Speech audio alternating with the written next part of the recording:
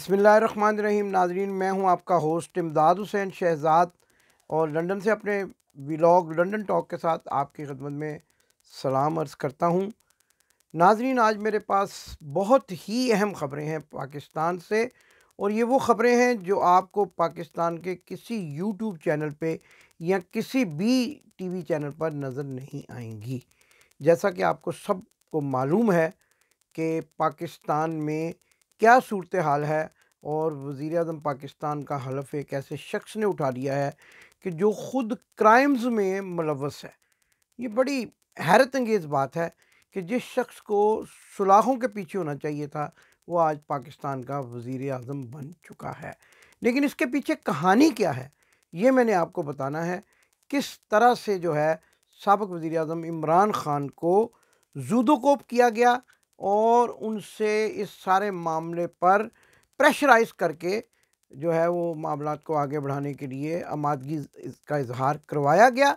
ये सारी कहानी अब सामने आ चुकी है, और बीबीसी की वो रिपोर्ट कि जिसकी आईएसपीआर ने तो तरदीद की है, लेकिन बीबीसी ने ये साथ में कह दिया है कि वो अपनी उस रिपोर्ट पर, जो कि मनोअन सच पर मुश्तमिल है, अभी तक कायम है। और एक लफ्ज़ भी उस रिपोर्ट में गलत नहीं है कि जब यहाँ 9 अप्रैल की शब पाकिस्तान में कौमी असम्बली का इजलास जारी था, तो ऐवान वज़ीर आज़म में क्या हुआ, और उस वक़्त जबकि पाकिस्तान के सीनियर सहाफ़ियों को, चीदा सहाफ़ियों को वज़ीर आज़म पाकिस्तान ने अपने यहाँ मदऊ कर रखा था, उनके जाने के बाद क्या वाक़यात हुए, अब ये सारी बातें सामने आ चुकी हैं। सोशल मीडिया पर एक ऐसी रिपोर्ट भी वायरल हो रही है जिसके हक़ाइक़ और मंदरजात से मैं तो मुत्तफ़िक नहीं हूँ, लेकिन जब ये रिपोर्ट पढ़ी जाती है तो अंदाज़ा तो यूँ होता है कि दाल में कुछ काला नहीं है, बल्कि सारी की सारी दाल ही काली है। इस मुबैना रिपोर्ट के मुताबिक, और बीबीसी की उस रिपोर्ट के मुताबिक जो बीबीसी ने अपनी urdu.com की वेबसाइट पर शाया की और जिसकी तरदीद आईएसपीआर कर चुकी है, उसके ऐन मुताबिक वही कुछ हुआ जो कि बीबीसी ने अपनी रिपोर्ट में मनोअन बयान किया। यानी शाम 8:30 बजे के बाद 2 हेलीकॉप्टर ऐवान वज़ीर आज़म में आए। 8:30 या 10:30 बजे का टाइम होगा। ये वक्त जो है वो इसलिए मैं यकीनी तौर पर नहीं कह सकता कि उस वक़्त इजलास जारी था, और अचानक जब इजलास में वक्फ़ा किया गया तो एक इस रिपोर्ट के मुताबिक, जो कि सोशल मीडिया पर गर्दिश कर रही है, हेलीकॉप्टर वहाँ पर आए जिनमें 4 जर्नैल थे, जिनमें से 3 के नाम अभी तक मालूम हो चुके हैं। एक थे जनरल शमशाद साहर या सहर शमशाद, जो कि रावलपिंडी के कोर कमांडर हैं, और दूसरे नदीम अंजुम जो आईएसआई के डायरेक्टर जनरल हैं, और उनके साथ chief of army staff general Bajwa. ये तीनों जब आर्मी के हेलीकॉप्टर पर ऐवान वज़ीर आज़म में आए, और उसके बाद क्या हुआ, वज़ीर आज़म पाकिस्तान जो उस वक़्त इमरान ख़ान थे, उनको ज़ूदोकोप किया गया। इस रिपोर्ट के मुताबिक तो उनको थप्पड़ भी मारे गए, और ये भी मुबैना तौर पर कहा जा रहा है कि ये थप्पड़ जो है मिलिट्री अंदाज में डीजीआईएसआई नदीम अंजुम ने वज़ीर आज़म को मारा, और वज़ीर आज़म को धक्के भी दिए गए, और उनसे ये इस्तफ़सार किया गया कि उन्होंने chief of army staff general Bajwa की बरतरफ़ी का हुक्म क्यों जारी किया है। जब उन्होंने ये कहा कि मैंने तो ऐसा कोई हुक्म जारी नहीं किया, तो ये अफराद मज़ीद गुस्से में आ गए, और गुस्से में फंकारते हुए इन्होंने chief justice Islamabad high court Athar Minallah को अहकामात जारी किए, और इस्लामाबाद हाई कोर्ट के दरवाजे खुलवाने और बत्तियां जलाने के अहकामात जारी कर दिए। और उसके बाद एक प्रिजनर वैन जो है वो भी इस्लामाबाद हाई कोर्ट के दरवाजे के सामने खड़ी कर दी गई। सुप्रीम कोर्ट के दरवाजे भी खोलने का हुक्म जारी किया गया। नाजरीन, यूँ लगता है कि इस रिपोर्ट में शायद कोई ऐसी सच्चाई ना हो, लेकिन मेरा तज़िया ये कहता है, मेरी सहाफ़ती ज़िंदगी का तजर्बा ये कहता है कि ऐसा तो किसी एसएचओ के कहने पर नहीं किया जाता। यकीनन इसके पीछे चीफ ऑफ आर्मी स्टाफ के अहकामात थे, या फिर किसी न किसी ऐसे ताकतवर अदारे के सरबराह के अहकामात थे कि जिसके कहने पर रात के पिछले पहर इस्लामाबाद हाई कोर्ट को खोला गया और ये सारी एक्टिविटी की गई। और स्पीकर और डिप्टी स्पीकर को भी ये अहकामात दिए गए कि या तो वो इस्तीफ़ा दें या फौरी तौर पर सुप्रीम कोर्ट के उस फैसले को, जो कि एक मुतनाज़ा फैसला समझा जाता है, उस पर अमल दरामद कराने के लिए कौमी असम्बली में तहरीक अदम इत्मीनान पर वोटिंग कराएं। नाजरीन, मैं बहसीत पाकिस्तानी, आप नाजरीन जहाँ जहाँ भी दुनिया में बसते हैं, आप सब पाकिस्तान की फ़ौज से मोहब्बत करते हैं। हम सब के लिए पाकिस्तान की फ़ौज का एक एहतराम हमारे दिलों में मौजूद है और 20,000 फ़ौजी और तकरीबन जो है 60,000 सिविलियन की जो कुर्बानियाँ हैं, वो पाकिस्तान की फ़ौज को एक नामवर फ़ौज जो है वहाँ उस मुकाम पर ले जा चुकी हैं। लेकिन अगर आप चंद दिन पहले की रिपोर्ट्स मुलाज़ा करें तो दुनिया भर में आपकी एजेंसियां जो हैं वो टॉप रैंकिंग में हैं। लेकिन अचानक क्या हुआ, अचानक एक ट्रेंड बन गया है, दुनिया के मुख्तलिफ जो वेबसाइट्स हैं, सोशल मीडिया साइट्स हैं, उन पर पाकिस्तान की फ़ौज के ख़िलाफ़, बल्कि मैं तो ये कहूँगा कि अदारे के ख़िलाफ़ नहीं, बल्कि उन अफराद के ख़िलाफ़ जो अदारे को बर्बाद और तबाह करना चाहते हैं और जिनके बारे में ये अब शक व शुबात ज़ोर पकड़ते जा रहे हैं कि उन्होंने किसी बैरूनी मदद के साथ तहरीक अदम इत्मीनान को कामयाब बनाने और इमरान खान को रास्ते से हटाने के लिए अपना किरदार अदा किया। आज मेरा प्रोग्राम तो ये था कि आपको उस किरदार से आगाह करूं कि जो हज़रत इमाम हुसैन रज़ी अल्लाह ताला अन्हु के साथ इब्ने ज़ियाद ने किया, यजीद की बैत को कन्फर्म करवाने के लिए इब्ने ज़ियाद ने क्या किया। लेकिन ये अब सारी बातें तारीख़ के उन औराक से मैं आपके खिदमत में कर रखूँगा, क्योंकि आज मुझे जो इतलात मिली हैं वो ज़्यादा ज़रूरी थी कि आप तक पहुँचाई जाएँ कि कौन कौन से जर्नैल जो हैं वो इस बगावत के सिलसिले में मसरूफ़ अमल थे। मैं इसको इसलिए बगावत कहता हूँ कि वज़ीर आज़म ने अगर किसी आर्मी चीफ़ को, यानी पाकिस्तान के आर्मी चीफ़ को, जनरल कमर जावेद बाजवा को अगर बरतरफ किया भी था तो ये उनका आइनी हक था, वो बतौर वज़ीर आज़म ऐसा कर सकते थे। लेकिन जनरल बाजवा और दूसरे जनरलों ने जो एक्ट किया, जो एक्टिविटी की और अदारों को जिस तरीके से बर्बाद करने में, तबाह करने में अपना किरदार अदा किया, वो यकीनन बगावत के ज़िम्मे में आता है। और बगावत की सज़ा आप सबको मालूम है आर्टिकल 6 के तहत पाकिस्तान में क्या होती है। मेरी बातें जो मैं सोशल मीडिया पे पोस्ट लगा रहा हूँ, उसके बाद धमकियों का एक सिलसिला है जो जारी हो चुका है। मेरी टीम को भी धमकाया जा रहा है पाकिस्तान में, जिसकी वजह से आज मैं आपके सामने ग्रीन स्क्रीन पर आप बातचीत कर रहा हूं। लेकिन इसके साथ साथ ये सवालात तो ज़रूर पैदा होते हैं, और अगर किसी में ये जुर्रत है, ISPR के किसी भी ओहदेदार में ये जुर्रत है, तो हमारे इन सवालात का जवाब ज़रूर दे कि अगर पाकिस्तान का ताकतवर तरीन अदारा जिसके सरबराह जनरल बाजवा हैं, उन्होंने ये अहकामात जारी नहीं किए कि रात के पिछले पैर जो है इस्लामाबाद हाई कोर्ट को खोला जाए, चीफ जस्टिस को जो है तलब किया जाए और वहाँ पर प्रिजनर वैन जो है वो खड़ी की जाए और हेलीकॉप्टर में वो वहाँ नहीं उतरे, तो वो इसकी वजाहत करें। उनका ये फ़र्ज़ बनता है, सिर्फ वजाहत नहीं बल्कि सबूतों के साथ, क्योंकि उनके पास तो ऐसे आलात मौजूद हैं जिससे वज़ीर आज़म हाउस को भी बग किया जा सकता है। और अगर उनके पास कोई बगिंग है, कोई ऐसी चीज़ें हैं, तो मंजर आम पर लाएँ ताकि कौम के अंदर जो बेचैनी और इज़्तिराब फैला हुआ है उसमें कमी की जा सके और पाकिस्तान की फ़ौज के ख़िलाफ़ जो इस वक्त आवाम में गम व गुस्सा पाया जाता है उसको भी कम किया जाए। लेकिन मैं फिर यहाँ कहूँगा कि बहसीत पाकिस्तानी, पाकिस्तान की फ़ौज के साथ, पाकिस्तान के उस सोल्जर के साथ जो महाज के फ्रंट जो उस पर लड़ रहा है, उसके साथ हमारी मोहब्बतें हैं, हमारी जानें भी उनके लिए हाज़िर हैं, हमारा माल भी उनके लिए हाज़िर है, और पाकिस्तान की हिफाजत करने वाले फ़ौजियों को हम सैल्यूट करते हैं।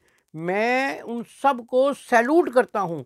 लेकिन हमेशा से ये जो कहानी चलती आ रही है और चंद जर्नैल जो अदारे पर काबज़ होकर और उन लोगों को पाकिस्तान के पासपोर्ट जारी किए गए हैं, और आप ये भी कह रहे हैं, ये प्रोपेगेंडा किया जा रहा है कि वो किसी ने पाकिस्तान के पासपोर्ट जलाए। अगर उन्होंने पाकिस्तान के पासपोर्ट जलाए तो यकीनन एक बड़ी गलत बात की, एक मुल्क दुश्मनी का मुजाहरा किया। कौन लोग हैं हमें पता है, वो कौन लोग हैं, उनका कोई पाकिस्तान की तहरीक इंसाफ से कोई ताल्लुक़ नहीं है। मुझे पता है कम से कम वो कौन लोग हैं। वो एक कराची की लसानी जमात के कारकुनान हैं जो पहले भी पाकिस्तान और पाकिस्तान की फ़ौज के ख़िलाफ़ हरदस रहे। लेकिन आपका अमल क्या है, आपका किरदार क्या है? आपने उस नवाज़ शरीफ को, उस बीमार शरीफ को पासपोर्ट जारी करने के अहकामात जारी करवा दिए कि जो आपको गालियाँ देता था। और ये वीडियो जो मैं आज नहीं दिखा पाऊँगा क्योंकि मेरी टीम जो है, जो एडिटिंग करती है, उसको सख्त दबाव का इस वक्त सामना है। लेकिन आपने वो वीडियो ज़रूर देखी होगी जिसमें मियाँ बीमार शरीफ जनरल बाजवा को कह रहे हैं कि आपको हिसाब देना पड़ेगा, आपको पाकिस्तान के इलेक्शन चोरी करने का हिसाब देना पड़ेगा, आपको सज़ा दें। जो आपको धमकियां दे रहे हैं उनको आपने पासपोर्ट जारी कर दिए हैं। और हैरत की बात तो ये है कि कुछ रोज़ कबल तक, कुछ माह कबल तक आप हम जैसे मुहिब्बे वतन सहाफ़ियों से ये तवक्को करते थे, और हमने वो किया भी, पाकिस्तान की मोहब्बत में किया, कि हम अली वज़ीर और मोहसिन डावर को पाकिस्तान का दुश्मन करार देते रहे। लेकिन आपने कौमी असम्बली में उनकी तकारीर भी करवाई और आपने उन लोगों के साथ उनको बिठा दिया कि जो लोग पाकिस्तान के पहले से वतन फ़रोश जो हैं, मशहूर हैं, और उनके साथ इनका बैठना इस बात की गमाज़ी करता है कि आप इस सारे खेल के पीछे हैं। जनरल बाजवा साहब, आप इस खेल के पीछे हैं, और आपने इमरान खान के साथ भी जो हाथ किया है, आपने मियाँ बीमार शरीफ को पाकिस्तान से बैरून मुल्क रवाना करने में जो प्रेशर बिल्डअप किया था इमरान खान की हुकूमत पर, वो भी अब आहिस्ता आहिस्ता सामने आ जाएगा। और अगर ऐसा नहीं है, अगर ये कहानियाँ नहीं हैं, अगर अब आपके पर्दे उठने वाले नहीं हैं, तो आप पाकिस्तान में सोशल मीडिया से मुंसलिक लोगों को क्यों उठवा रहे हैं, क्यों गायब करवा रहे हैं, क्यों उनके खिलाफ मुकदमात बनवा रहे हैं? सच बोलने दें लोगों को, सच को सामने आने दें, सच का सामना करें, और सच का अगर आप उसमें किसी चीज़ को झूठ समझते हैं उसका जवाब दें। बहसीत पाकिस्तान की फ़ौज, जो कि एक बड़ा ही साफ़ सुथरा अदारा है, उसके बहसीत चीफ होने के अब जो है शकूक व शुबात बढ़ गए हैं। अब लोगों की ज़बान पर, बच्चे बच्चे की ज़बान पर आपके मुतल्लिक़ ऐसी बातें आ रही हैं कि आपने उस गैर मुल्की साजिश का इल्म होने के बावजूद, उस ख़त का जो इमरान खान ने आप सबके सामने कौमी सलामती कमेटी में रखा, उसका नॉलेज होने के बावजूद आपने ऐसे इक़दामात किए कि जिससे इमरान खान की हुकूमत को भेजा जा सके और उसको ख़त्म किया जा सके। जब आपको पता था कि ये सारा मामला जो है कौमी सलामती के बरखिलाफ़ एक गैर मुल्की ताकत की इमा पर किया जा रहा है, तो बहसीत पाकिस्तान की फ़ौज के सरबरा के, बहसीत मुल्क के चौकीदार के, आपको तो मुल्क की हिफाजत करना चाहिए थी। उस शख्स के हाथ मजबूत करना चाहिए थे कि जो इस साजिश को बेनकाब करना चाहता था, लेकिन आपने उसके बरक्स किया। आपने उन लोगों का साथ दिया जो उस साजिश का हिस्सा हैं। और मियाँ शहबाज शरीफ के बारे में क्या कहूँ, झूठा तरीन आदमी है। पाकिस्तान का वज़ीर आज़म बन गया झूठा आदमी, जो कहता था मैं आसिफ अली ज़रदारी को सड़कों पर ना घसीटूँ तो मेरा नाम बदल देना। हाँ, हमने आपका नाम बदल दिया है, अब आपका नाम चेरी ब्लॉसम रख दिया है। और चेरी ब्लॉसम वज़ीर आज़म साहब, आपने एक और भी झूठ बोला था। आपने कहा दिल्ली की करप्शन साबित हो जाए तो मैं इस्तीफ़ा दे दूंगा, मैं ये कर दूंगा। तो आप पर तो अरबों रुपए की करप्शन साबित है, आप तो फ़र्द जुर्म को मानने से इनकारी हैं। और इसके बाद आप एक और झूठ बोल रहे हैं कि अगर ये गैर मुल्की साजिश साबित हो तो मैं इस्तीफ़ा दे दूंगा। तो आपने पहले उस पार्लिमानी कमेटी में जाने का फ़ैसला क्यों नहीं किया जिसमें इमरान खान इस ख़त को दिखा रहे थे और सबको बता रहे थे कि आए आप देखें कि गैर मुल्की साजिश क्या है, इसमें थ्रेड क्या है। मैं तो ये समझता हूँ कि जनरल बाजवा साहब, आप जो है वो शायद बिके ना हों, लेकिन आपकी कांपें टांग गई हैं। और यही स्पीकर इजाज़ सादक ने कहा था कि आप जब भारतीय त्यारा जब पाकिस्तान की हदूद में गिरा, तो जब भारत ने अपने पायलट को, वो जो अभिनंदन है, उसको वापस मांगा, तो आपकी, मैंने ही नहीं कहा, मैंने बिल्कुल ये कुछ नहीं कहा कि आपकी कांपें टांग रही थी। और मैंने बिल्कुल कभी पाकिस्तान की फ़ौज के मुतालिक कोई बात नहीं की। मैं पाकिस्तान की फ़ौज से मोहब्बत करने वाला हूँ। पाकिस्तान की फ़ौज के उन जवानों का इतना एहतराम मेरे दिल में है कि जिन्होंने पाकिस्तान की हिफाजत के लिए अपनी जानें कुर्बान की। लेकिन आपका अमल क्या है? आप अमली तौर पर उस फ़ौज के चीफ हैं। और जो लोग मुझे ये मैसेजेस कर रहे हैं कि कोर कमांडर की जो कॉन्फ्रेंस थी, जो जिसको फॉर्मेशन का कमांडर कॉन्फ्रेंस कहते हैं, उसमें ये हुआ वो हुआ, आपको जूनियर अफसरान के सवाल का जवाब देना होगा। जूनियर, आप, मैं अभी से आपको कह रहा हूँ कि अब आप कोई दरबार नहीं करेंगे, कोई फ़ौजी दरबार मुनक्कद नहीं करेंगे, क्योंकि अगर आपने फ़ौजी दरबार मुनक्कद किया तो जूनियर अफसरान आपके गले पड़ जाएंगे और आप उनको जवाब देने के काबिल नहीं रहेंगे। ये तरीक़ाकार है पाकिस्तान की फ़ौज का कि जब आप कोई गलत काम करेंगे तो जूनियर अफसरान इसको बर्दाश्त नहीं करेंगे। लेकिन मैं आज ये फिर कहूँगा, बिल्कुल बरमला कहूँगा, आप मुझे किसी भी किस्म की सज़ा दे लें कि पाकिस्तान की फ़ौज एक अजीम फ़ौज है, लेकिन आपने बहैसियत सरबराह अपने ऊपर शक व शुबात पैदा कर दिए हैं। आपको फ़ौरी मुस्तफ़ी हो जाना चाहिए, क्योंकि अब ये पाकिस्तान की कौम फ़िक्रमंद है कि कहीं आप इसी तरह किसी बैरून मुल्क की धमकी, किसी बैरूनी ताकत की धमकी, या फिर मैं तो नहीं ये कहता लेकिन दुनिया कहती है कि पैसे के दबाव में आकर आप जो है वो किसी किस्म का ऐसा फ़ैसला ना करें कि जिससे हमारे एटमी प्रोग्राम को कोई नुकसान पहुंच सके, मुल्क की सालमियत को कोई नुकसान पहुंच सके। आप इस वक्त एक इल्ज़ाम ज़दा चीफ़ हैं, आप पर इल्ज़ामात लग चुके हैं, लोग आपके बारे में शक व शुबात पैदा कर चुके हैं, आपको शक की नज़र से देखा जा रहा है। बेहतर है, ये बड़ी बेहतर बात है कि आप इज़्ज़त के साथ, और आपको पता है पाकिस्तान की फ़ौज आपको क्या देती है, पाकिस्तान की कौम आपको क्या देती है। जब एक जनरल रिटायर होता है तो आपको 100 एकड़ ज़मीन दी जाती है, उसके अलावा भी मराद दी जाती हैं ताकि आपके सीने में जो पाकिस्तान के राज हैं, कहीं किसी लालच में आकर आप उन राज़ों को इफ़शा ना कर दें। और हमारे पास तो ये भी इतलात थी, लेकिन आपके लोग मानने के लिए तैयार नहीं थे। हमारे पास तो ये भी इतलात थी कि आप फरवरी के मिड में या फरवरी के एंड में इसी साल बेल्जियम आए थे अपनी फैमिली के साथ भाई के घर, और बेल्जियम से आप फिर खुफिया तौर पर लंदन भी आए थे, और लंदन आकर आपने किससे मुलाकात की थी ये हमारे पास इतलात थी। और इसी की बिना पर मियाँ बीमार शरीफ भड़के मार रहे थे कि मेरी 2 जर्नैलों से बात हो चुकी है। लेकिन अब आप ये कह रहे हैं कि ऐसा कुछ नहीं, अब बल्कि आप कह ही नहीं रहे, आप तो खामोश हैं। आपने वज़ीर-ए-आज़म की हल्फबर्दारी की तकरीब में भी शिरकत नहीं की, शर्मिंदा शर्मिंदा से फिर रहे हैं। और जैसे कि जिस बंदे के दिल में कोई मैल हो वो बड़ा ही शर्मिंदा और मुंह छुपाता फिरता है, आप भी एक ऐसा एक्ट कर रहे हैं। लेकिन इसके साथ साथ कि मैं प्रोग्राम का इख्तिताम करूं, मैं अपने नाजरीन को, और जो लोग मेरी पोस्ट पर ये एतराज़ कर रहे हैं कि मैंने कुछ पाकिस्तान की फ़ौज के बारे में लिख दिया, इंशाअल्लाह ताला पाकिस्तान की फ़ौज का मैं एहतराम करता रहूँगा।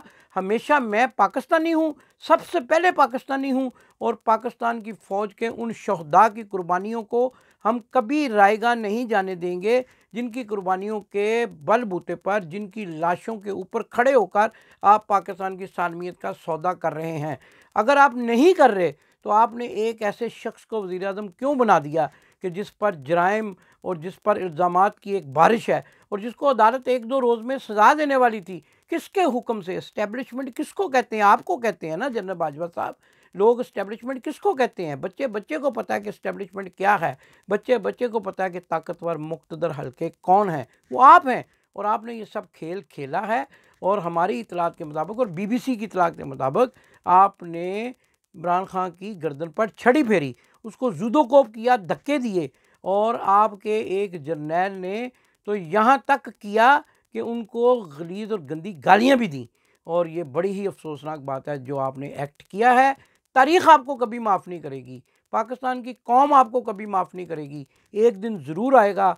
और इमरान खान साहब ने जब अपने सीनियर सहाफ़ी दोस्तों को ये कहा कि कोई ऐसा रह तो नहीं गया जो मेरा मुखालिफ हो और उसको मैंने बेनकाब ना किया हो, तो इमरान खान साहब भूल गए, भूले नहीं बल्कि उसके बाद आप आए।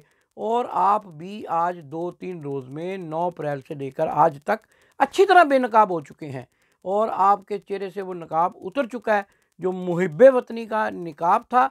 और आप यकीनन मुहिब्बे वतन थे, लेकिन न जाने क्या हुआ, किस चीज़ ने आपको और आपके ईमान को मुतज़लज़ल कर दिया, और आप पाकिस्तान दुश्मनी में और बैरूनी ताकतों के ईमा पर जो ये कहते थे, कि अरबों डॉलर खर्च करके हम अफ़गानिस्तान में अपने मकासद हासिल नहीं कर सके, लेकिन पाकिस्तान में हमने सिर्फ़ और सिर्फ एक बंदे को ख़रीद लिया।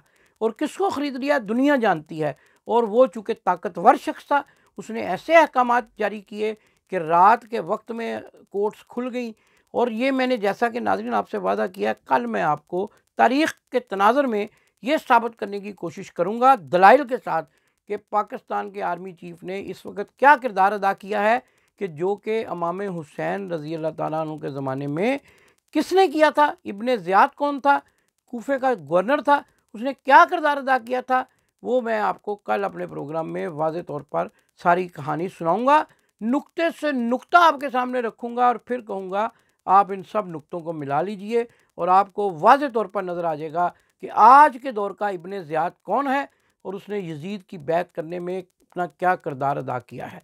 पाकिस्तान की फ़ौज को सलाम, पाकिस्तान की फ़ौज के उन शहदा को सलाम जिन्होंने पाकिस्तान की सालमियत के लिए कुर्बानियाँ दी, उनकी फैमिलीज़ को सलाम, उन बेवाओं को सलाम जिन्होंने अपने शोहरों को पाकिस्तान की मोहब्बत में कुर्बान कर दिया, उन माँओं को सलाम जिन्होंने अपने नौजवान बेटों को पाकिस्तान की मोहब्बत और पाकिस्तान के परचम पर कुर्बान कर दिया। इन सब को सलाम।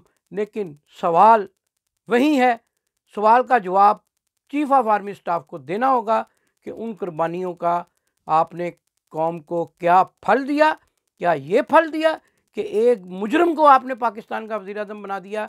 ये सवाल आपकी गर्दन पर है और इंशाअल्लाह जब तक आप ये बोझ नहीं उतारेंगे अवाम आपको माफ़ नहीं करेगी। पाकिस्तान जिंदाबाद।